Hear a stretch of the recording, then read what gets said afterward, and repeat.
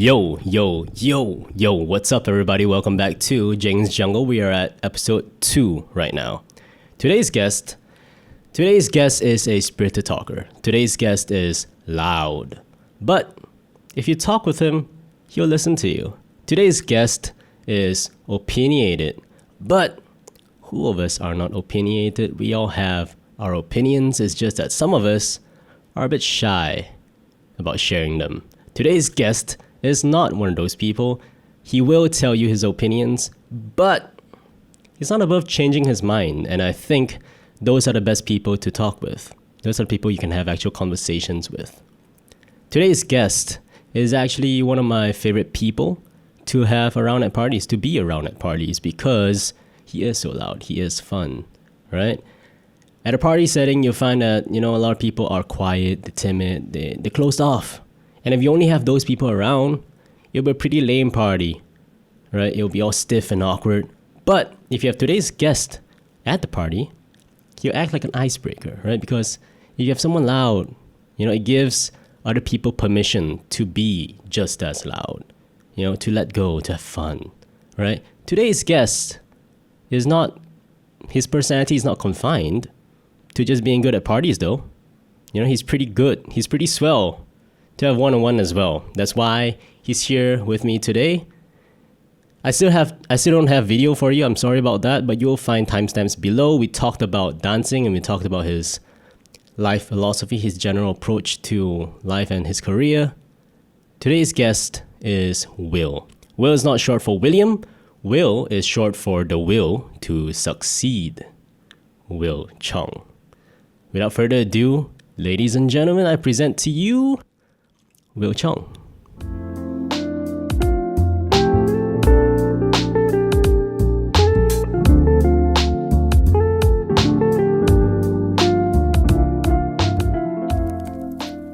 Oh, you want to tell us a little bit about yourself, Will? So I think I met Jeng Foong probably like 2006, 17, I think. Is that when you started the end dancing? of the 16, right? So I'm currently a product manager at a tech company. So prior to that, I have got sales experience, worked in the law firm before. So just basically, I'm more of the person that thinks deeper about stuff. So that's why I think we have Jeng Foong here inviting me to the show. So yeah. Yeah, some deep conversation. Hopefully. Let's see how it goes. Yeah. How did you get into dancing, man?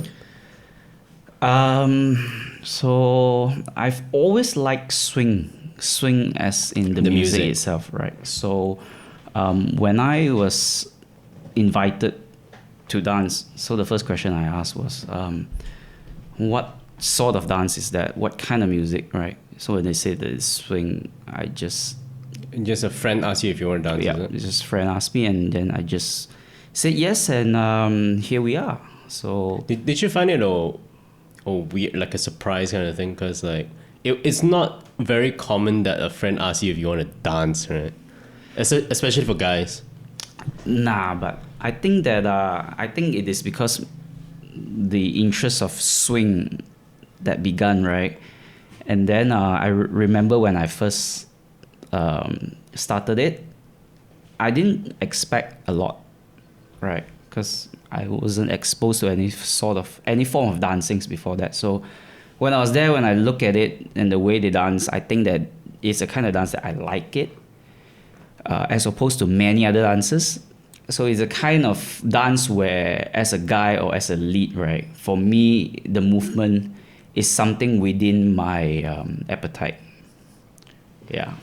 I think I know what you're getting at, like, but let me ask you first. What do you mean by that? Like, what about the other dances that don't appeal to you so much? No, I think that it's a very personal choice, right? Whether you like certain movement or not. Yeah. Right. So when I look at swing dancing, it's full of energy. It's athletic. It's powerful. And the music, how they beat up the atmosphere and the whole feeling of, getting you pumped up. It is probably the only dance that I could get high without substances like alcohol. Yeah. Right. Right. So yeah, that's how we started dancing. So For me, I have the same thing like when you said the aesthetics of the dance aesthetic of the dance is more your appetite, right? right. Yeah. I feel like when I first got into it, the more popular dances, which were salsa, Right. you know, and more the Latin dances, bachata, they seem a bit for the guy part, for the part of the lead, they seem a bit feminine, a little feminine, Effeminate. yeah, The like way that I'll put it, it's a little the way effeminate. Correct. they shape their arms I and their remember, hands. correct. I remember seeing someone dance. It was a high school ex of mine. Uh-huh. So it was her birthday, but we were all in college. So I attended her birthday, and then she was doing this dance. I think it's sort of it's probably tango-ish. It's not really ballroom, but it's tango-ish, you know, with the leotard and everything. Yeah. It's a one piece and everything. And then she looks fine, but the lead that is Yes. doing that, right? I had Yeah, it's something about the lead, right? It's the way the chest is popped out and like the arch of the back. I like, wouldn't want to look like that. I you mean, look like you're wearing heels. You get what I'm saying? I wouldn't want to look like that, right? Yeah. So that confirms that. And then I think we had an event, right, in Publica, where there were various types of dance schools, right, where they showcase Oh, right. their dance. Was there such a thing? If you remember it, it was in Publica. Right. It was an event that I know, everyone went. I know Everyone went. we used to do a swing out at Publica event now. Yes, correct. So it was that the one one? of the, it was one of the world dance event or something like that. Just years ago, I couldn't remember. And then I see, and then I look at the way other dancers do it, Uh-huh. right? So then they have this Argentinian tango. It is supposed to be sexy. It is sexy, but I think it is just too intense for me because it felt like the lead is gonna sail away to a faraway land in a ship that he may not return, and then he may perish, and this is our last dance. So visual, bro. That is the kind of mood that you're getting out of the Argentinian tango. I mean, like, Right. I think it really depends on Right. on Yeah, it is what more you like. Tango. I do find it a bit more serious. Yeah, you know, a it's bit- what you dig and all that, it right? is more intense in that sense. Right. So yeah, I mean, that is dance, and of course, when it comes to Lindy Hop, the culture in Lindy Hop is different. right? Yeah. So it's very open. Yeah. It's very liberal. Mm-hmm. Very far to the left, I would say. It has its benefits, as in Interesting, it is something that people can just come in without feeling being judged. It is not a bad thing, Uh-huh. but that is just generally the crowd is just leaning towards that side. I mean, there's no right or wrong, but that is just how things are, and that is why Lindy Hop could attract so many people simply because of that. Yeah. I feel like the other dances do attract more people. Like what? Like, let's say the Latin dances and probably tango. I feel like, Okay, maybe. right? They do have bigger crowds, I think. They are more well known in that sense. And I understand that. I do get the appeal now. Like, when I first looked at it, when I first got into dancing, when I first considered it as a hobby, I got the same feeling that you did with in regards to the part of the lead, Right. right? The males, their shapes were very effeminate, and Right. it was a bit not what I wanted. Right. Like So, when I saw Lindy Hop and Charleston, right. right, it felt very loose, right? It felt very For me, the word is athletic. yeah. It is athletic. And of course, freedom of expression, like Yeah. what you're saying, is Yeah. loose, right? Yeah. Even the clothing that they were using, right? It's a- Compare, like, we're talking about when we do consume media of these things, we are consuming it from YouTube or stuff Right. like that, right? And it's usually competitions or performances. We don't usually see, especially when you first get into it, you don't usually see the social dancing aspect, right? Right. You see the performance. Yeah. And in those instances, you see a more extracted, a more concentrate. It's like the concentrate of the dancer, right? Right. It's Where- the best of it being put together, Yeah. right? All at once. And Yeah. And in swing dancing and Charleston or whatever, everything was very cool, I guess. Like, Right. because at the time when I first got into it, or when we first got into it, the cool thing was, driving it back to the past, or like, suits and shit. Right. So there's a certain appeal to the way Yeah. people dress, Yeah. right? So I think it really depends on what you like. But for Yeah. me, right, I like it classy. I like it suits and ties, and if you're going to wear suits and you're gonna go with the 1930s and 1940s style all the way back with suspenders and Yeah. high-waisted stuffs and with hat. I mean, how often do you dress like that, right? Yeah.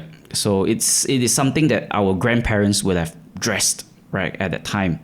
Well, not our grandparents, but maybe grandparents in like the white people. Yeah, or yeah. something. like if Yeah. some of our grandparents Yeah, would yeah. actually More well to do or whatever. yeah, correct. Attended Western Yeah. universities, Yeah, right? yeah. So if you look at some of these people, like Yeah. maybe like our 4 founding fathers of our nation, right? Like Tunku Abdul Rahman at that point of time, Right. something like that, right? So it is a dressing of that era, Right. So this is just how it is. But there's another very special part of dancing as well that I'd like to talk about. Okay. I think it is mainly for the sake of getting the conversation more interesting. When it comes to dancing, you're putting together a group of people who are young and of opposite sexes, and okay. and you put music and movement and sweat and chemistry and all that. You're bound to cook something up, lah. Yeah. Actually, I like that you brought this up because it's a topic that people don't like to talk about when it comes to dance, especially in our circles where we are in the Right. building scenes, in the scene that is building the dance community up. I feel like we tend to like to dismiss that aspect of the scene, that aspect of the dance. But it is just human. It is there. human, right? It is there. It is there. Right? I feel like it is an integral part of what Correct. it is. The sense of community, the sense of you know. This is a community. It's commonly talked about. We talk about it all the time. Right, I'm correct. talking about the I guess you can call it the sexual aspect of it, right? The more animal attraction, something that part is of it. more correct. Something The that more is primal more part of it, right? primal, that is driven instinctively. Yeah.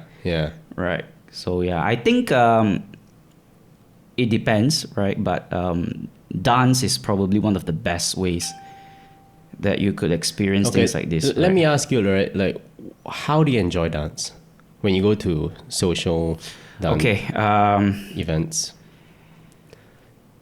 Not sure if you want to dwell longer in the dance topic, but when it comes to We can dancing, do whatever we want, man. okay. Yeah. When it comes to the dance topic, right? You get to enjoy it when I don't know, because for me, right, it gets a little bit competitive with myself. So I've always wanted to, improve myself, to get to a higher level. And initially it is fun. Uh-huh. But as with any arts or any practice, the more you know about an area, the more you realize that you don't know about something. Then it drives you, hey, like you have gotten to a certain level, you think that you're good, and then you realize, oh my God, actually there's a lot more to be done. And for me, right, I have gotten down to this path to a level where I find it hard to enjoy myself. But at the end of the day, I'm someone that strives to improve. So Yeah, that's a big part of you, isn't it? right, Like the that's a whole big part of me. So challenge and- for me, right, if you chasing. ask me, correct, what we have talked about Yeah. earlier today, I'm always the kind of person who want to chase for something, who wants to aim for something and to achieve it.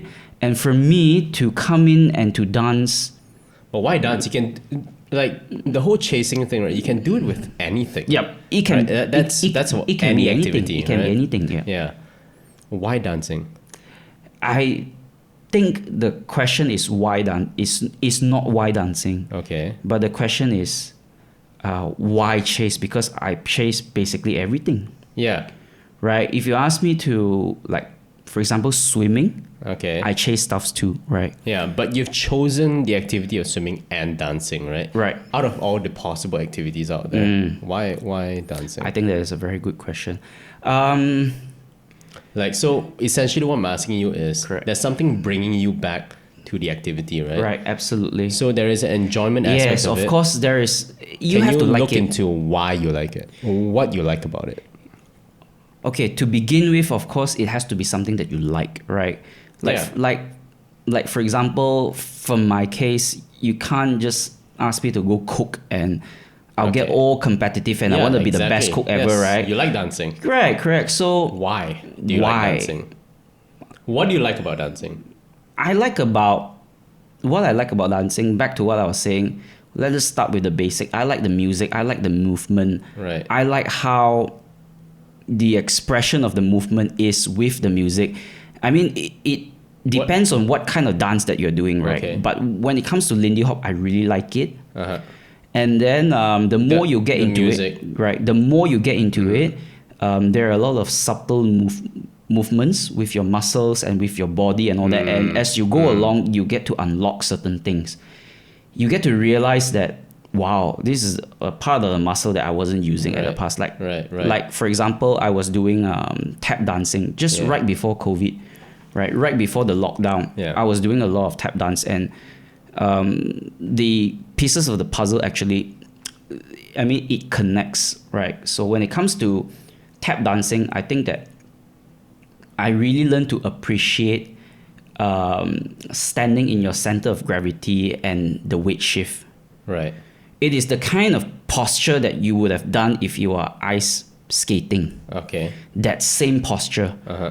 right? You must have that posture in tap dance in order for you to be quick enough to, because at any point of time you will have 1 foot up.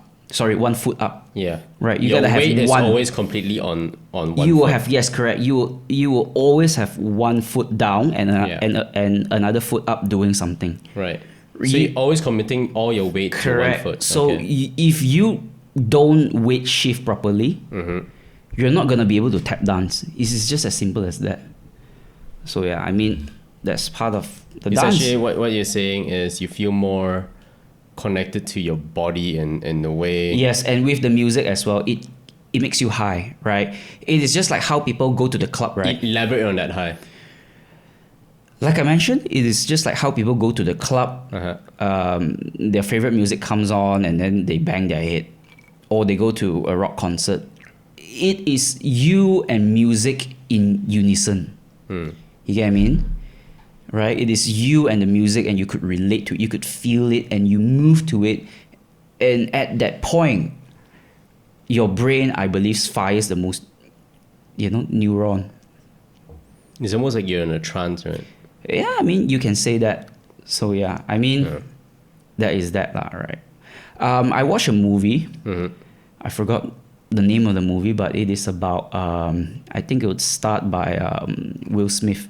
Okay. So Will Smith is an African doctor, and then they figure out why all these ex-American football players, they are committing suicides and stuff like that, and they realize that it is a long-term impact that they had with their sport, because they have to always make the tackle, to always bump onto something, right? And with every single bump, it actually shakes your head, and inside your head is your brain, like Yeah. a little jelly, so it will tinkle with the jelly a little bit, and Okay. with all that, it will cause some level of degeneration. Yeah. So then, That's a big thing with American football and Correct. fighting. Yeah. right, and then And boxing. Yeah. yeah, boxing as well, and also when it comes to football, and there were talks about banning header, Yeah. which is ridiculous, because if you take away header from football, it's not going to be the same sport. But What in my head there? What? heading the ball with your head. Okay. Right. So the one of the conclusion that was made in the movie itself, the same movie, it was said that the best sport or the best activity for human being is dancing, because Right. it is akin to listening to music, driving your car, looking at your phone, and making a conversation at the same time, because it fires so many parts of your brain. Yeah. You have to be in sync with the music, you have to feel the music, and at the same time you have to be stepping on the right beat and to move That's to a great the point, beat. man. So that's a great point. I've It is a always- lot of things happening, correct. right? I've always say that dancing is something that you could do until you're old, but I hope that when I'm older I will not get competitive. I'll just do it for the sake of Yeah, doing because it. the thing with dancing is Right. it's constant. Your body's constantly moving Correct. to the music. The beat is Correct. constant, right? Right. And when you do move, is your whole body moving, Correct. and you have to be, how do you call it? In sync, I guess. Like you Right. got to be correct. you have got to have good body coordination to do everything. Absolutely. Right? You can't just move your arm, right, when you're dancing. You're moving your entire body, Correct. and you're following something. You're doing something correctly, right? Correct. You're There's a certain yeah. flow to it. Yeah, there's a specific thing you're trying to do. Correct. There's a right? certain flow to it. May I add to the movement? There's a certain Yeah. flow to it. If you move in a way that is not in a flow, you will know that it is wrong somehow. Yeah. Right. And yeah. it's the kind of stuff that you cannot explain, but it is something Yeah. that you feel. Yeah. It is in the movement itself. It is not something that you can tell people what to Yeah. do. And maybe I could also relate. It's that. very subjective. It's very right? How subjective. you move. Correct. But there is a way that you want to move. Correct. Right? It is unlocking certain level of muscles. And to do Correct. what you want to do, you have to have a certain coordination Absolutely. of your body. And to have the coordination, it's a lot of mental work that's happening inside. Yeah. Right? Yes. Absolutely. It's listening, it's correct. moving your body. It's everything at once. Yeah. And if you're dancing with a partner, That there is adds that up is to that the challenge. Yeah, right? there's an additional aspect to it, right? Absolutely. That is one aspect I do enjoy by dancing as well. The whole connection to the body. Right. And yeah, let's drink more. Yeah. Let's pour you more drinks. Yeah, please do. Right. Yeah, You as, can go ahead with the questions or something. as I was saying, another part of the thing that I do enjoy is the connection to another person, Yeah. Absolutely. right?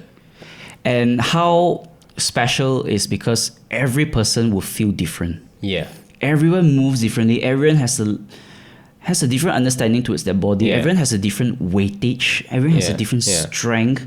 yeah. It's like having a conversation with another person, right? Yeah. Like a Correct. verbal conversation. Correct. But you don't have to say anything. Yeah, You just have to it's feel. a conversation Right. with your body and your movement and touch, right? Right. So that's dance. Okay, let me ask you something, right? What do you Yeah. do when you dance with someone? I'll tell you what I do, all right? Right. Let me tell you what I do. Mine is not very good, but you go ahead first. There are, I'm pretty sure a lot of people do this, but we play different games. I do play little games with my partner. Mm-hmm. Right? It's a little thing where it's just between two of us. When you're looking from outside, from a third person point of view, you can't really see what's happening, and it's not set out. It's not agreed Right. beforehand, right? But what we do is, like, because it's a speaking and listening thing, right? When you're talking about leading and following. There is a give and take. Yeah. Right. So I will ask for something, right? I will I'm going to give this really subtle thing, Mm-hmm. right? And then, like, let's say the beat is going on and I am following a part of the music, because when you're talking about a song, there's a lot of things happening in there. Correct. You can follow a lot of things that are happening. It could be in the music. rhythm, it could be the beat, Exactly. it could be the drums, it could be the vocals, right? Yeah, correct. So when I do something, I'm giving something to the follow and asking if she can hear it too, Right. right? And then I am expressing a movement with my body that I feel matches the song, right? And then I will see if the follow gets it too. Right. And when they do get it, it's almost like a little giggle. It's like a joke, you know? Like, yo, do you feel this? And they do, yeah, I do it. I feel it too, you know? And I just danced last week or a few days ago with, in Langkawi with Alia. Right. And you guys haven't danced for a long time. We haven't danced for a long time, but we were doing this little very subtle thing with the beat, right? We were moving back and forth, and I did something, and she followed it, and she actually giggled after. Like she knew what I was trying to do. Right. You know? It's that cool in that sense, right? Right. Okay. Cool. Yeah. Yeah. Do you do things like that? Back to the topic that I was telling you earlier, that I think that you are a more artistic person Okay. than me, that in the sense that you appreciate these little things more, because Right. I've always been a very practical person. Right. So when it comes to dance, right, I have the bad habit to always think about the dance. So it's not very good for me. What do you might think about the dance though? I'm very aware of, the beats and not doing the wrong thing and just trying to have a clean dance. Okay. What about your relationship with your follow? I do play certain things like whatever that you're saying, but not to that extent. I appreciate the level of connection, as in the connectedness, not so much of the playfulness, like very honestly. So, I mean, this is something I would that actually say that is is part of the connection, it's, right? it's equal. Like it's the same thing. Right. The game, the conversation is the connection. You know? Right. Yeah. For me, it is more about how the muscle feels. How the I muscle really feels. enjoy when the follower gives you the right amount of energy, the push and the giving and all that. I really like that touches, those touches with the right amount of energy. Right. I really just enjoy that, and with the music, right, and you just go around and just try not to break the dance. I really just enjoy those kind of. What is your perfect dance with a partner? Whatever that I've said earlier. I mean, the right level of connection. I know that Lindy Hop's supposed to be more playful, but perhaps in this part, right, I'm not so open to risks or whatever it is. Right. Maybe, just maybe. I'm not sure. So Interesting. when I do it, it's always a reminder. It is always a conscious reminder to myself to, there are good parts of the song that you could play something. And it's not something that I would just do it without thinking. So I always seek for that right amount of connection. Wait, a good part of the song that you would do something. What do you mean by that? There could be certain bricks that are good bricks, right? There could be a certain part of the song where it sounds a little bit different, or you could be a little bit more experimental. But I had to remind myself that, hey, it's possible to do it instead of me doing it voluntarily. So I think that is the difference here. Well, it's possible to do it, but It's possible to do it, meaning this is a nice part to do it. okay. Let's do something instead Right. of me just doing it without thinking. You get what I mean? It's a conscious dialogue that I tell myself, hey, let's do it instead of me doing it without thinking. So I think this is the major difference. For me, a very personal level. But So you like to be able to plan for it. Is that what you're saying? yeah, probably. I mean, when I dance, I look at my own personality a lot, and I realize that there are actually a lot of similarities. Like so the correct. whole challenge thing of hitting the note, the beat. Yeah, Is I mean, it is getting technical. It's getting about me wanting to be better, and maybe sometimes I do it at the expense of my partner. right. Maybe right, I don't right. enjoy the song as much as I do. Yeah, but But for you, it's more about the challenge of hitting the song, following the song. This is me, but Yeah. what I'm about to add is that dancing in general has taught me many things. Like what? That that I should be dancing. Dance for the dance for the song, and like Alan Watts, he said, you're not arriving at anywhere. And I always seek to arrive at a point. Right, yeah. You dance for the moment. And it is something that I constantly remind myself, because someone like me, right, I really need that side so that I could be a more balanced person. Right. Right. So Alan Watts say that if It helps you let go of the chase. Correct. Is that what you're saying? it is a constant reminder to myself that it need not to have meaning or a goal or a point to arrive at. Because you're a very goal-oriented person. Correct. Right? Yes, I am someone, like I mentioned to you, like I've said to you, if it is something that I cannot chase, right, I will not give a shit about Okay, it. so let's say in the dance, right? Do you enjoy it when you get into those moments where you are not chasing anything and you're just enjoying the... There are obviously little dances, right? I mean, not little dances, but maybe out of 10, I'll probably get 2. Okay, tell me about those. Like, Where what things about just those? where things just feel right. Okay. Like I mentioned, the connection, the physical, as in the strength and the resistance and the whole physics that your partner is responding to you. It's not overtly, it's not too mild, it's something that matches your energy. I think that itself is a high. It's like you're moving together. Correct. Right? And then when you and your partner has gotten to a point where it's so comfortable, and then plus the music, and you move to that, right? Yeah. It feels great. It's like you're ultra connected with another Correct. person, It right? With feels- another being. It feels absolutely great. And many people talk about this, right? They say that maybe it's bias or whatever, right? But the ideal is that you should seek to connect with everyone, irrespective of the level or your preference and all that. Yeah, because the main point of the dancing, like some people, I guess, okay, I don't want to say the main point of dancing, but one of the things that you can enjoy is the connection with other people. Yeah, right? absolutely. Yeah. And when it comes to connection, I think nothing beats blues dancing, because blues is at a totally different level. Yeah. Right.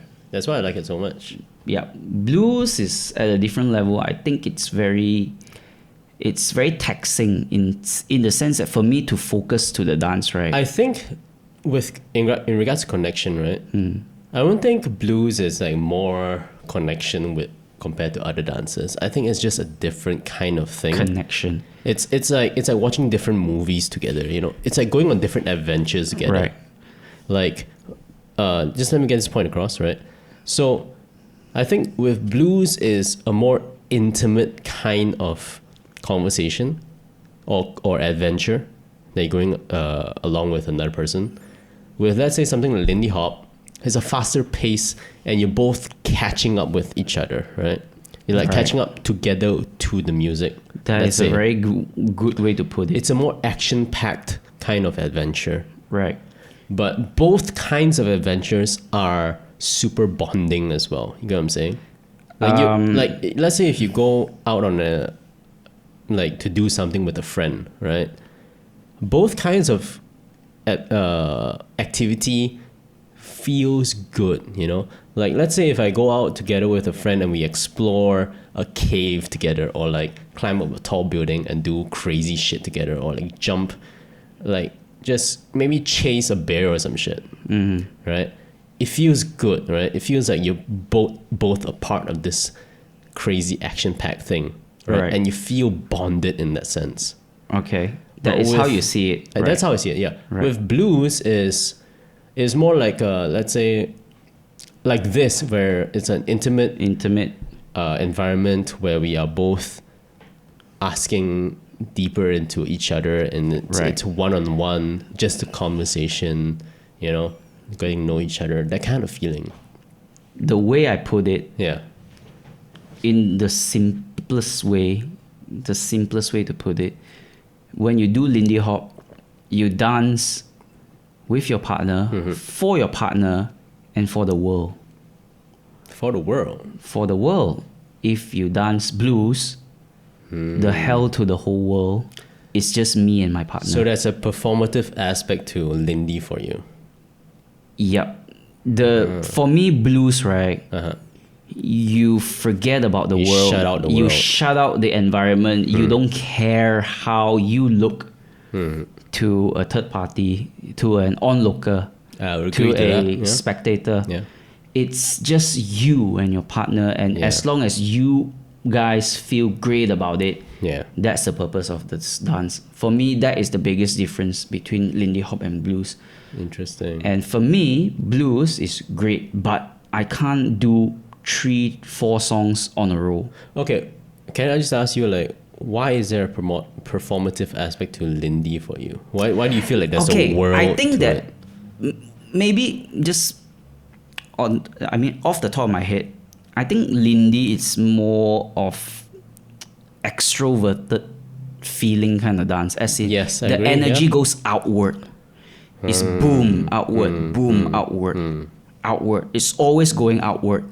So therefore, right? And when it comes to blues, it's inward, inward, inward, inward. Right. That's just how I look at it. That's how I felt. So not necessarily that it is a performance thing, but even if you dance Lindy Hop, just the two of you in a studio, there were no one watching, right? You always feel that it is a show. It's always outward. It's always, just so full of life. Right. That is the nature of the dance itself and the nature of the music itself. I get what you mean, man. I get what you mean. I do feel that as well. Yeah. Blues is very inward looking. So, yeah. That is how it is for me. Another aspect that I enjoy dance is also the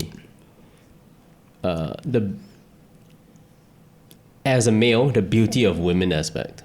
All right, it's like I'm the sort of person who likes to interact with the beauty I see in the world. All right, like let's say I go to a lake, a nice fucking body of water. I like to be in the lake swimming, or I like to be skipping rocks on the water. One with the nature. Yeah, doing something to it and reacting with it, right? Okay. And as a warm-blooded male, right? Right. I find women attractive, right? And that's why we dance, right? A big part of the reason, big part of the reason. One part of the reason for me, right. Is interacting with women, I guess, right? In the sense that, like, how outside of dancing, right? Like, let's say we see beautiful women or whatever, and or just women in general. It is right? visual, right? Yeah, we appreciate what we see, right?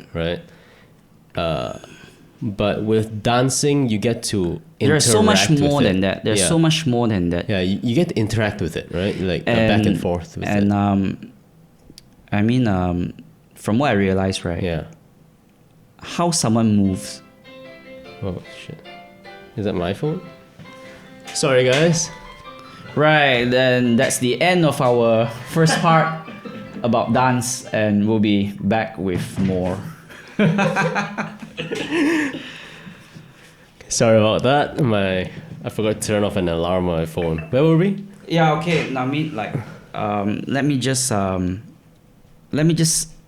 end the part of dancing, right? Okay. Sure. What I was about to say before your phone rang. Yeah. So I think there's a very strong correlation between one's personality and one's dancing. Very strong correlation. Yes, of course. Like, I'm a practical person. Yeah. I dance in a very practical way. And if someone is more playful, their nature is playful, they would dance in a more playful way. If someone Yes. is more extroverted, Yes, I completely agree with that. they exert more strength, and someone who is more introverted, you Yeah. could feel that their touches are like. So Yeah. what I'm gonna say is, Yeah. what I'm gonna end is this, right? We don't end there, man. I mean, we end about the topic about dance, Okay, right? okay. Because it's been going on so long, right? So you could meet someone, and without having an exchange in terms of a like verbal conversation, Yeah. and you dance with someone, you could somehow get a feel The chemistry between of you that two, right? person's character, and you know whether the chemistry could be a fit, right? So this is That's just a great point, a man. beauty that It's a great perhaps point. non-dancers, I wouldn't say dancers as a whole, but people who don't do partner dancing, I think this is something that they may not That's be very able cool, to man. I feel. love that you brought up that point. It's Right. like, it's almost like, you know how the conversation lets us know about each other and how Correct. how Absolutely. how we would interact with each other.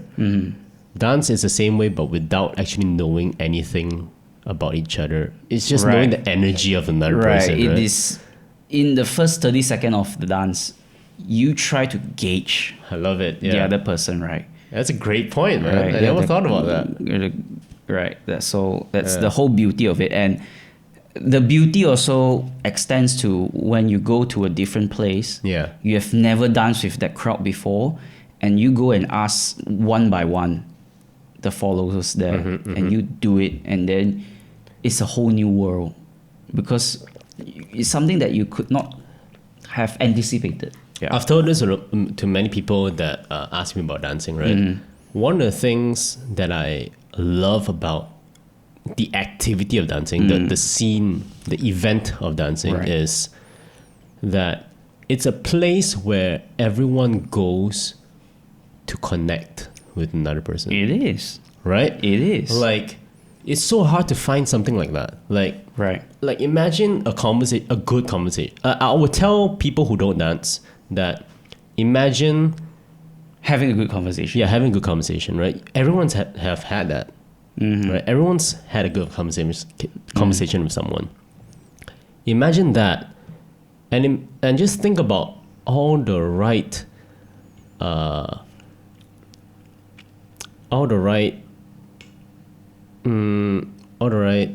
factors that need to be in place for you to have that, right? You need to be close enough to someone to have Right. that kind of situation. There are that you just so talk about many things together. variations, right? Yeah, To get it right. yeah. And one of the main things is you both have to want to connect to another person, right? You both have to want to listen, Sorry.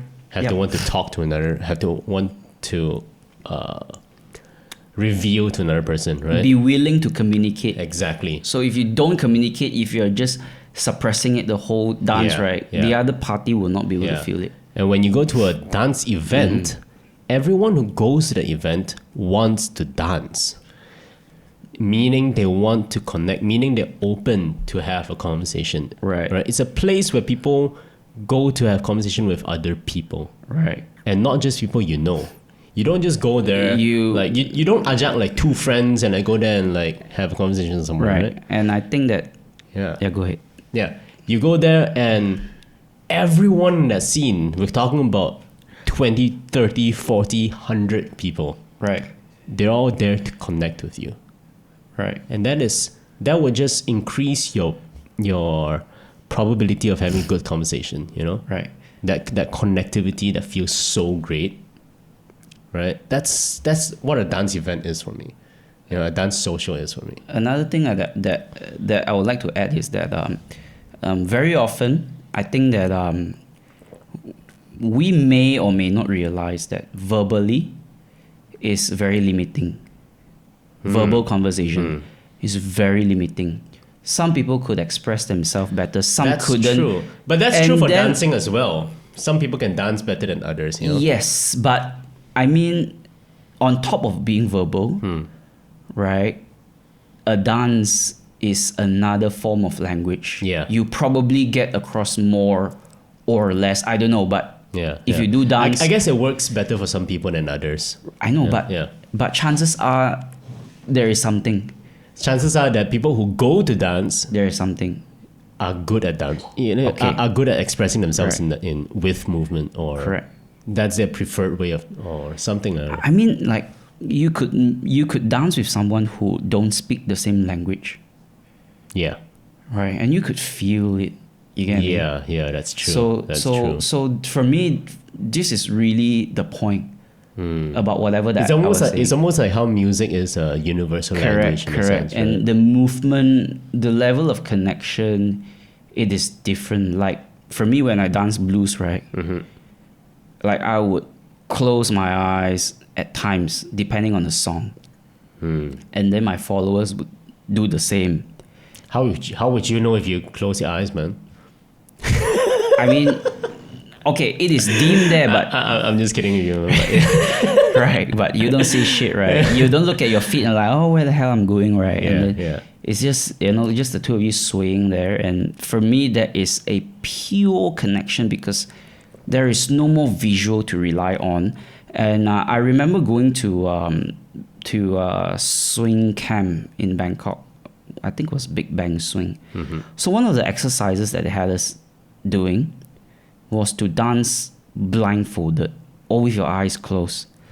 So blues give you that opportunity because it is the kind of dance that, depending on song, you could do that. But when it comes to Lindy Hop, it's not really it's that. quite hard because there's a lot of movement. There's and a lot of With a lot of movement. movement, you get Correct. the risk of Correct, clashing correct, to other correct, people. correct. Accidents happen. So you have to always be alert, on the lookout. You Yeah, know that yeah. your follower may bang onto someone, Yeah, right? So yeah. when it comes to blues, I think the level of connection for me it is different because it's very much heightened to the point where, depending on song, like I say, no visual. It is just movement, just the touch, right? the touch, the pulsing and all that. Yeah, yeah. So for me, that is probably the peak of the feeling of connection, right? So yeah, that is dancing for Yeah, me. yeah. So yeah, back to the very main topic about why you chase dancing. Uh-huh. So here we are. You've gotten the answers. So Yeah. we like it for what it is, right? You chase things that you like. You don't chase things that you don't like, Yeah. right? So yeah, I mean, for example, part of my job is not totally necessary for me to know programming languages. Right. So I enrolled to one of the courses from Harvard. So it's CS50. It's the fundamental computer science course. Right. You can get it on edX. Then you can pay for the certificate. So I did that as a challenge, but I didn't like it, and it took me just 2 to 3 classes before I give up. So I think it really just depends on what triggers you lah. I mean, what you like lah. So you tried to take on programming language so you can understand your job better, It is. but you realize that that's really not how you Okay, speak, is it? I mean, I've gained a lot, as in I understand what programming is. The Right, fundamental. Right. The fundamental. I know the basic principles, the fundamentals, but I just can't do it. Right? But I know if my engineer has done something that is good or bad. Right.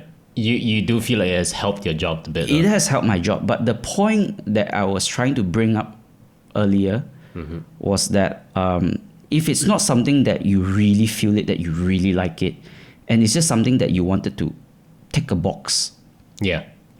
chances are you will not follow through, because I did not follow through. And Right. and well, of course, the course, they don't start with the easiest language. Like whatever they teach right now, right? You will start with Python, which is very easy. Yeah. They start with C, programming language C, one of the oldest languages. So they start with the very, very basic. So it was really difficult, and I just had no heart to go through that. So yeah, back to that point, right? It really depends on what you like and what you want. Things that you like, chances of you sticking around and to persevere, right, is a lot higher than if you don't like it. Yeah. And I think, let's say if you do go to an activity that you like, right?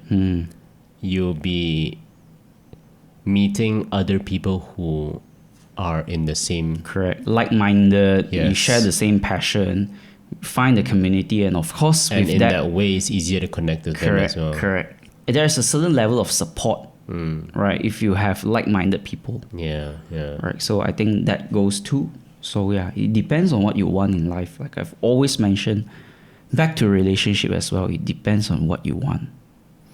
What do you want, man? What do I want? Yeah. Instead of just jumping to what I want, Okay, right? okay. I mean, I've always believed in what Stephen Covey say, right? In 7 Habits, the first habit is to begin with the end in mind, Okay. right? Whatever that you're your whole doing. goal-oriented thing, lah. Yeah, that whole really goal speaks to right you, there, lah, right? seriously, I'm really, really practical to a point that I suffer because Okay. of it, right? Because I couldn't relax, I couldn't chill. Okay. Right. If I feel like my life is not going anywhere, as in if I'm not chasing anything, if I'm not moving towards something, right, I'll feel like absolutely emptiness. I get that too. I get that a lot. Right, you get that a lot too, right. But the difference is I don't really have something. I mean, Right. I don't have as clear of a target as you do. Right. No, Yeah. I mean, I have targets, but it's not always very clear. Like I do have times earlier in my 20s where I truly suffered in my career. Truly suffered. How did you suffer? I mean, looking back, it is a exploration period where I would not give it up. I would not turn clock back and What actually happened? yeah. But I mean, right after my degree, so I had a degree in law. So then I realized that law is not the ideal career for me. Why not? So I wanted something more thrilling. So in the course of my law degree, and I read books, entrepreneurial books like Kiyosaki, Richard Branson, the one that I told you, Losing My Virginity, and I saw what a fun it could be, going around changing industry, shaping the future. Right. So back to your question for me, right? Whether I chase money, right? I didn't ask you whether you chase money. You say that it sounded like I am looking for money, like any I other didn't say Chinese. that. Like you say, Right. No. Oh, okay. Yeah, I guess you said that. No, because you said if you don't make it, in life, you I will you'll look be at a myself as a failure. Yeah. Correct. So no, you said if you don't become rich, Yeah. you'll be a Okay, failure. fine. And that's when I said that sounds like a very it sounds like a very stereotypical Chinese thing, Right. In Malaysia at least. No, not just in Malaysia, in Singapore, guess Hong that- Kong. yeah, I guess that's true. everyone. Yeah. You know, all these Yeah. all these yellow looking people. Yeah. Right. Yeah. So the answer to that is that I used to think that money is the only thing, Okay. but money is a score. It's good to have score, but satisfaction. It's a great way to keep track of things. Correct. Right. I mean, score is score, but fulfillment is a separate question, right? So so this relates back to what I was saying to you earlier. So when I was in college, I read Kiyosaki, I read Richard Branson, and there was this particular part. There's this particular series of documentary from History Channel. It's called "The Man Who Built America." Okay. It was a 4-episode series. I think each of it about an hour or so long series. It talks about the first generation of tycoons, entrepreneur were the beginning of industrial age. Before that, it is the Wild West, right? It is the I mean, everyone would farm their own food. I forgot what is the term for it. Before the industrial, I think it's the agrarian or something. Before the industrial age, so they were the first generation that actually drove the economic growth to a level that is unprecedented. So Right. we have had Vanderbilt. Before that, right? Everyone relies on ship to move goods around. Uh-huh. So he is known as the Commodore. He is a businessman, but he's known as the Commodore because he owns so many ships Right. at that point of time. And you would have thought that, okay, let's say Jeng Foong, if you are so good at doing A, Okay. when you are at the age of 60, 70, will you suddenly forget everything and jump to another different thing? You wouldn't do it, right? Because human nature is just too risky, right? But what Vanderbilt did, when he saw that railway has great potential at the age of, I think, 60 or 70, which far exceeded the life expectancy of people at that point of time, he sold all the ships that he had. He put everything into railway. Think about it. It's the kind of move that makes your hair stand, that gives you goosebumps. Yeah. But then again, if you're 60, 70 and like most of the people at that age are dead, right? Then you really don't have much to lose, do you? No, I mean, people don't want to die broke. People want to just maintain the status quo, right? So if you have made your money, you are rich at 50 years old, would you take another risk and to lose it all over again? And he took the risk, right? Okay. It's not just that, oh, look, I'm going to sell half of my ship and see how it goes. It's not a that. full-on thing. It's a full-on. It's a leap He of faith, put every single ship that he had. It's a leap of fucking faith. And it's something that, it gives you that goosebump. That is, for me, the hallmark of living life. For me, that is the absolute hallmark of living life. That is that, But it is not like I'm asking you to go to the casino and put all your wealth there. I think I get what you mean. It's Right. It's the level of conviction in The something. level right? of conviction. And another thing is that you change the world. Right.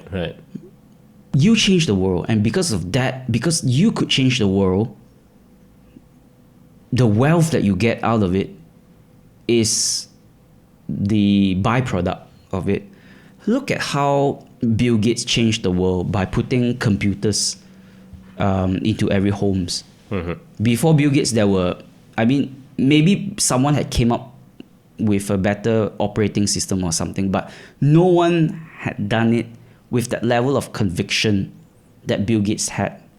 So it is about changing industry, changing people's life, changing the way people live, changing your generation and shaping the future. For me, that is the hallmark. Why do you care so much about changing the world? Why do I care so much about changing the world? Yeah. What's it to you? Let's say if you change the world, what's it to you? I think that the key is not about changing the world. Okay. The key is having a vision. You believe in it The conviction partner. and you make it come true. That, I think, is the orgasmic part of it. Right. Yeah. So manifesting a Manifesting that. conviction to something Correct. something real. Correct. Like if you see this, if you look at the world now and if you think that, it can be like that and I make it happen, it is about... It's about how much influence and power you have in the world around you. Is that what it is? It is not about that. It is not about that. It is about being visionary. For me, personally, it is about being a visionary. If you could see the future, and if you could manifest it, I'm not saying it from a power point of view. Oh, if I see the A, if I make it happen, then I'll go look at another thing and I make it happen. But the whole point is also to drive humanity forward. Without Rockefeller investing that amount of money, railway wouldn't have gone that far. Without Carnegie having that level of belief. Okay, Carnegie is another rock star. Okay. Right? He's another first level tycoon. So he is the guy who so-called brought steel to mass production. So actually all of them are related. So basically Vanderbilt, he had the railway, and then you've got Rockefeller. Rockefeller is the oil man from Cleveland. And then he discovered oil, and then he struck a very good deal with Vanderbilt. And then Carnegie's mentor, who is also in the railway business, and somehow, not to the detail that I could remember, but Rockefeller actually made Carnegie's mentor bankrupt before he died. So he's a rich man and he died poor, humiliated. So Carnegie wanted to revenge, and his way of revenge is to be richer than Rockefeller. So his mentor told him, America is divided by the Mississippi River. Whoever who could connect the East and West would make the money. At that time, no one could produce the level of material that could have that bridge built. So Carnegie was the one that pursued it relentlessly. He had a vision that it could be done. So without Carnegie's steel, there will be no tall buildings, there will be no skyscrapers. Without Rockefeller's oil, oil, it basically powered up our last 100 years. The humanity's last 100 to 150 years or so. So it is about that, the betterment of humanity as well. Can I ask you, have you done anything on, let's say that's a huge scale, right? It's a huge scale. Have you done anything on a smaller scale that has made you feel so confident in your view of the world? No. Unfortunately. Because what we're talking about is basically an approach to living that, from what you're saying, from how you're describing it, is you think that is how a good life would be led, right? Correct. A meaningful life. Yeah. I wouldn't say just a good life, a meaningful life. Exactly. So why do you believe that to be so true? You talk like, I'm not saying it's wrong. I don't know anything, right? Correct. You talk like you know that to be your truth, right? That if you do accomplish these things, your life would have been meaningful for you, right? How do you know if to be true? So why do you have so much conviction in it? Right. Like, do you have any past experiences that, let's say, smaller things that you've done that you've accomplished that have made you feel like your life is meaningful? And I don't remember me having any accomplishment that could really change people's lives. Okay. But I remember watching all these documentaries, Men Who Built America, and then when I read about like stuff like Bill Gates and cliche stuff, and I realized that every single time when I read about this kind of stuff, my heart would move. Because think about it, at that point of time, they are the only person who believe in it. They were the madmen, right? And then to have that level of vision, that level of connection, that vision, that conviction, and then they could actually make it happen, and it's for the betterment of everyone. So I think why my heart would feel so, I don't know. But it is something that I felt, and I felt connected to it, right? And it need not be something like, for me to think about, it need not be something like, you make a lot of money, and then that is just that. I mean, you could make a lot of money and then you don't change the world, but then you could change things better for certain industry. This is the essence of entrepreneurial, right? Why would people come up with mobile phone? Right? Back then, the phone is attached to a line, right? And then someone think, hey, what if we remove the line?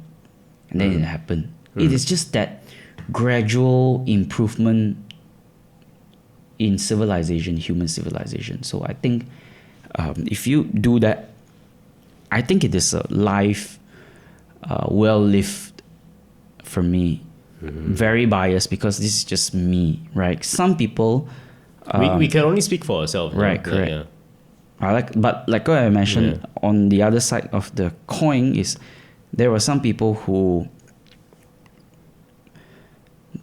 they work 9 to 5 to a job, not necessarily changing the world. They go home, they're a good provider, they're a good father, they're a good husband, and that can also be a life well lived, right? I mean, there's nothing wrong with it, but it's just that I had a different view on what a life well lived Your is. whole thing is very much more your career thing, eh? It is a career thing. Yeah, I don't think I have anything more. You don't really have a lot of aspirations for, let's say, family and romance, or do you? Aspirations, family and romance, not too much, but I'm a firm believer that if you do well in your career, right, Other all things these come. things are, I wouldn't say that, if you do well, they will come. But these things are easier. If you have someone, I don't know, maybe, I mean, this is just my personal point of view. You have someone who loves you and all that, and you don't have the career, you don't have the money. For me, it will be a very difficult state for me. Even though even if my partner would accept it, but I will feel that, Because you don't accept yourself. yes, because I didn't provide good enough for them.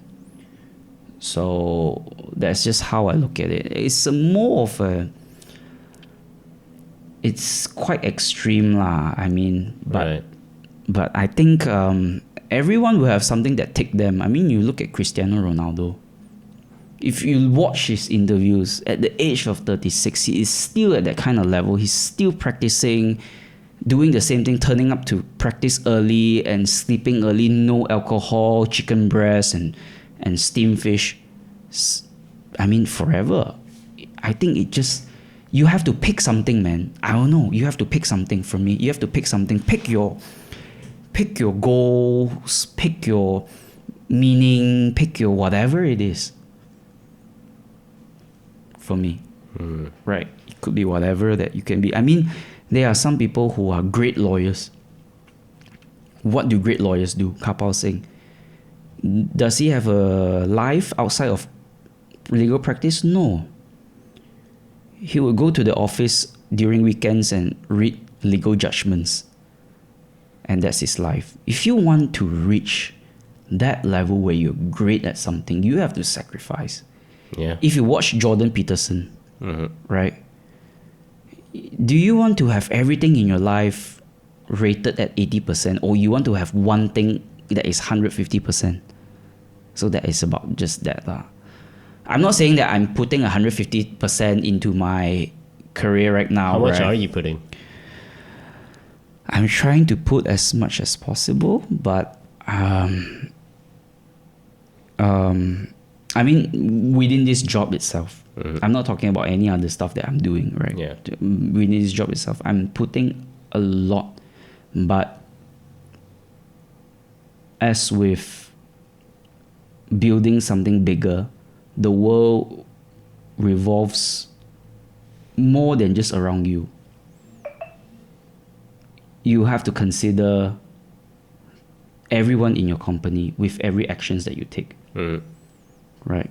Like I can push through certain things, but there are consequences towards the other team.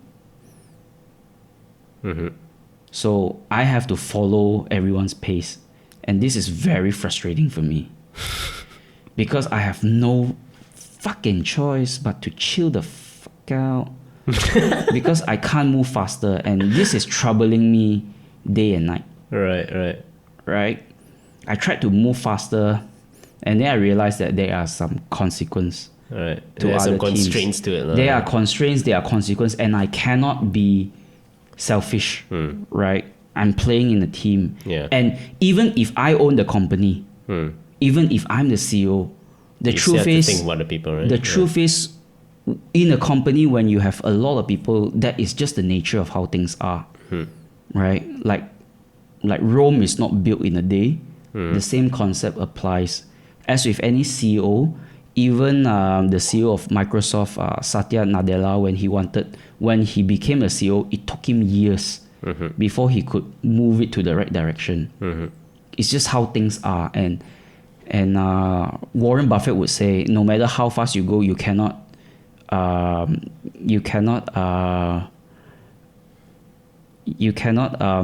deliver a baby in a month by making 9 women pregnant. Something along that line. Right. So things take time. Okay. And this is me learning about time. Right? And to say that if I put 150%, right, the velocity of my work would increase 150%. No, it is not as simple as that. Yeah. Right? Unless if I'm a sole prop.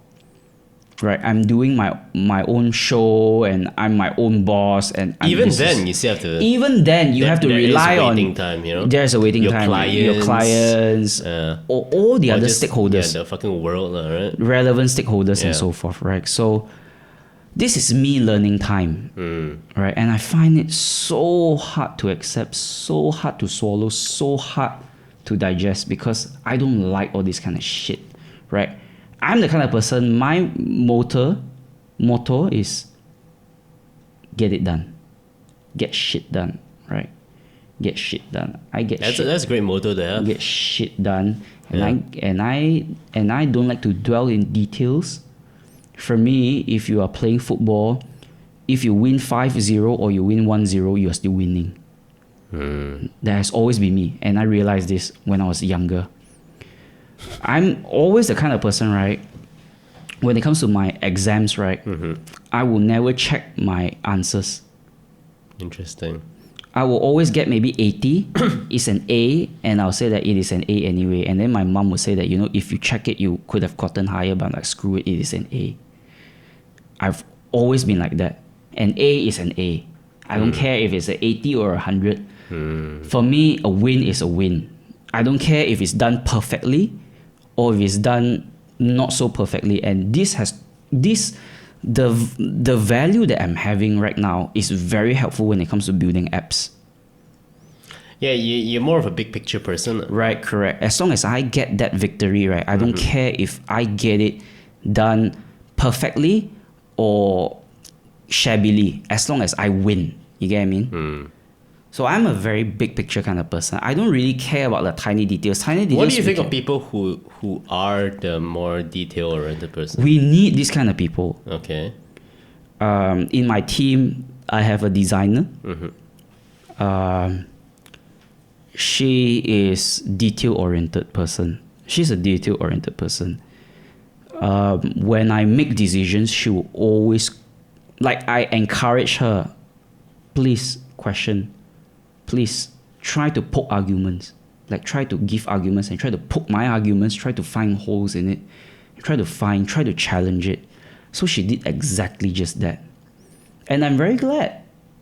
I'm very glad to have someone that, you know, who could actually sometimes see things that I may have missed. And there were instances where they see things that I missed. So I'm very glad. Right? I think that these people, the world needs this kind of people to balance someone like me, right? But these kind of people, if you put them on top of me, it will be difficult. I will fight with these kind of people. You wouldn't fight with people like you?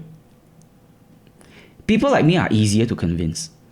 Right. Just tell them the reasoning. Just tell them, we just did the fucking victory, right? Like Hitler. They'll say, yeah, go ahead and do it. Right, okay. But if I say that, hello, this way we can bring it to the victory, and then they have to question you, every single fucking details, how many they want fucking... to know everything. Yeah, how many fucking bullets, and to the point of precision, they have to calculate the probability. I'm like, if you have to go through all this, we would have lost already. Interesting. Right, so that's just like, if you have to wait for us to calculate all this, right, the enemy would have moved 5 steps ahead of us. What the hell? Let's get it done, right? Let me finish this. Yep, so... It reminds you of the quote by, I think, Marcus Aurelius or something. Marcus Aurelius. Like, love that guy. A plan vigorously, ill-concealed plan executed vigorously now is better than a perfect... Correct. Yeah. There can be no perfect moment. Right. You have to learn. I mean, not you have to learn, but for me, the thing that I always tell people, we have to learn. There are no perfect timing in the world. There is no perfection. I've just watched, again, World War II in color in Netflix, right? About how Nazi Germany take over the West Europe. Can you actually say that, look, this is the point where we attack, this is the time where we attack, this is whatever that we attack, You never and really know, right? we will definitely win. It's always sometimes a little bit of a gamble, There is no absolute, there is no guarantee. Right. So, I mean, we're not saying that we're going into war and getting ourselves killed, but to put it in a modern context, in a personal level where we could apply it, I think it's about having some confidence mixed with a little bit of faith. Right? You just have to go. Right. You just have to take that leap of faith, right? Yeah, I think this is where we differ as people. I think I'm the more detail-oriented kind of people. Right. Where I lack faith. Right. In that sense. And so I guess I deal with the kind of stresses that detail-oriented the people world deal with. needs people Yeah. at the opposite end of me and you, right? The world needs people like that. Yeah. Absolutely gonna need people like that, because if I were to just to go, my first expedition could be successful. Second and third, I cannot guarantee, because there would be some things that I would miss. But that being said, I believe personal opinion may not be right. A C-level of a company, someone who is helming the top, cannot be too detailed. They need to be big picture. They need to see the vision. They need to be able to lead.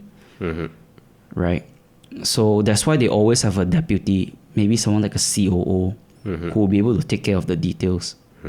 So when you have Steve Jobs, I mean, he passed, and then who is the guy who took over Steve Jobs? I forgot his name. Right. Tim Cook. Yeah. Right. Tim Cook is a detailed, operational kind of guy. Right. So there is a certain level of limit to it. And honestly, if I were to work, I don't want to work with a boss that is detail oriented. I want to work with a boss that is a big picture kind of guy. Someone, like, I'm very lucky to have the kind of boss that I'm having right now, because for me and him, the discussions are so simple. He'll come in, he'll ask me, Will, what do you plan to do? What are your strategies? And then I will present myself, and then he'll just try to poke questions here and there. And then if he thinks that it is worth it, then he'll say, let's do it. He doesn't second guess you too much. He doesn't second. It's not about second guessing me, but he is also a very big picture kind of person. So for him, it's about winning the war. That's about it. If I have for me, I would put myself in his shoes. Would you say that it's a little more trusting of your subordinates? He trusts me, yes. It is about trusting. Because let's say if you're a more detailed person, you'd be questioning every little fucking thing, right? Correct. But a more big picture kind of person, you kind of let the other person figure out the small things. Right, absolutely. So this is what I realized too. So when it comes to me dealing with my team, right? Okay, I'm not their superior. but I'm the one who sets the direction, right? We are equal, but I'm the first amongst equal. So when I set a direction, right, I'm just going to tell them the basic principle. This is what I want to achieve. And you guys are the engineers. You know how to do it best. So if you have something that you second guess, all I have to do is just say that, look, can you present to me these two options? These are the pros, these are the cons. I hear it and I'm just going to say, look, let's go with this. And then it has worked very well. Right. It's not about a matter of trust. If you are a very detail-oriented person, you could trust a person and still ask a million questions. Okay. Right. But of course, if you trust a person, the tendency of you asking that much of a question would be lesser. But a detail-oriented person would naturally ask more questions. So I think that it's just that lah. I mean, and it's very important when the higher up you go, you cannot be detail-oriented. You simply cannot be. There's not enough time. Because you are not the one executing it. Imagine you are a captain of a ship. You are not the one shoveling coal into the steam engine. You are not the one making the bed. You are not the one setting the sail, scrubbing the deck. You are not. But you have to set the direction. So it's more important to have vision at that point of time. But like I mentioned, it will help if you have an assistant that could also set up the processes. So for me, it's vision number one, and then management practices, as in processes, number two. Because if you don't have the vision, if you just manage, right, well, you will be able to survive, but just until the next big wave that will knock you out lah. Look at Apple now. We'll never know when there's the next big wave, but they seem to be running out of innovation and direction. I do hear that some people say that Tim Cook is doing pretty well right now, though. I don't know, man, but this is just what I heard from the big picture lah, right? Like, I haven't been following Tim Cook's news and all, but from what I know is that, look, their phones are not any better than Android now, so... Fair enough, yeah. Right. So, I mean, the competitive advantage of Apple has always been that. That's something that sets them apart, right, from other people, right? So they have lost that. That is their trademark. So if they have lost that, so what? What is next? I mean, you still have a brand, you still have a brand that you could milk out of it. And if you operate it well, you could still milk it. Fair enough. But do you have the vision to tell people where to go next? So it's always the vision, because when I look at Microsoft, when I look at Bill Gates, it's always a vision. He had the vision of putting computers into homes, fulfill it, right? And then when the leadership changes, Microsoft lost its soul. They started to slide down. Satya Nadella came in, brought a whole meaning towards the purpose of the company. Why we are here, why we are Microsoft, why we are doing this.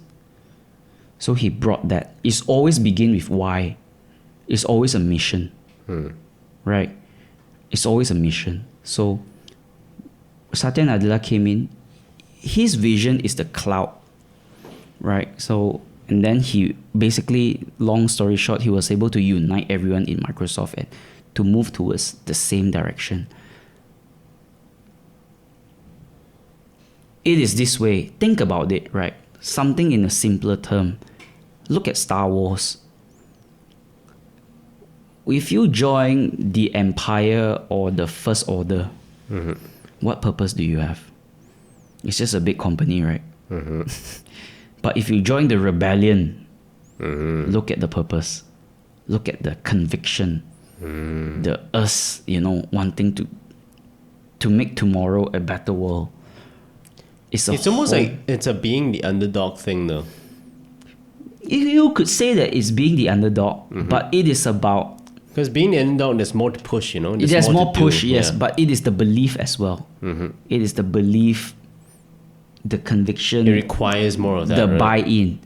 And of course, when you talk about buying in, it's always easier to be the underdog to have the buy-in, right? Let's say you are a top team defending your champion, or you're fighting against an underdog Yeah. and you are the underdog, and If you you say have that. more resources and you pump in this much, it's less to Correct. you, right? So people always go for underdog stories, right? People always like underdog stories because if they lose, They lose more. it's expected that they lose.